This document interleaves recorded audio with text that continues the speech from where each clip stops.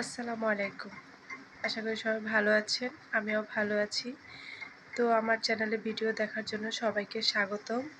তো আজকে সকাল থেকে কি কাজ করি শ্বশুরবাড়িতে তা নিয়েই থাকছে ভিডিও। তো ভিডিওর সাথেই থাকুন। এখন সকাল 6টা 15 বাজে। তো সকালে উঠে পড়েছি কাজ করার জন্য। তো ভিডিওর সাথেই থাকুন। বন্ধুরা, সকাল 6টা থেকে উঠে বাড়ির সব কাজকর্ম শেষ করে 8টা 30-এ এসে ঘরে বসলাম। এখনও কিন্তু বসার সময় নেই। এখন আবার ছেলেকে নিয়ে রেডি হয়ে চলে যেতে হবে স্কুলে। হ্যাঁ বন্ধুরা, এটাই বাড়ির বউদের নিয়ম। তো বন্ধুরা, বলেছিলাম না এখন স্কুলের জন্য রেডি হয়ে চলে যাব। তো এই যে এখন রেডি হয়ে গেছি মা আর ছেলে। এখন বাসা থেকে রওনা দেব। তো ভিডিওর সাথেই থাকুন।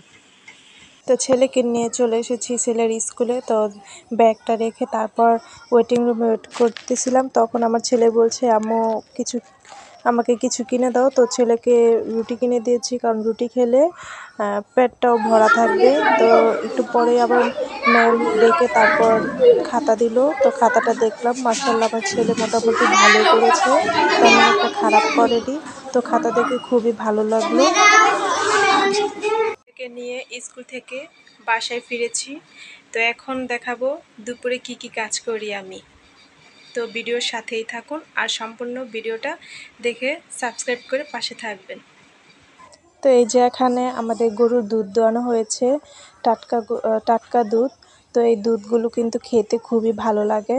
আর এই যে দেখেন বাড়ির পরিবেশটা খুবই সুন্দর লাগছে, কারণ আজকে অনেক সুন্দর রোদ উঠেছে। তো রোদ উঠলে কিন্তু বাড়িটাই অন্যরকম লাগে। তো এখানে ভাত বসিয়ে দিয়েছি প্রথমেই। তারপর এখানে ভাত বসিয়ে মাছ ভিজিয়ে নিয়েছি ফ্রিজ থেকে। আজকে ভাবলাম একটু মাছ রান্না করি।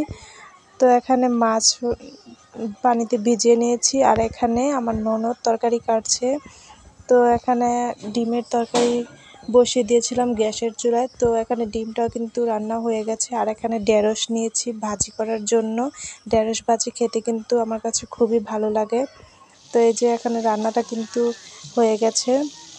তো রান্না শেষ হওয়ার সাথেই হঠাৎ করে খবর এলো আমার ননদ আসবে। তো ননদদের তো আর কাঁচা তরকারি দিয়ে ভাত দেওয়া যায় না, তাই ননদদের জন্য এখানে মাংস ভিজিয়েছি।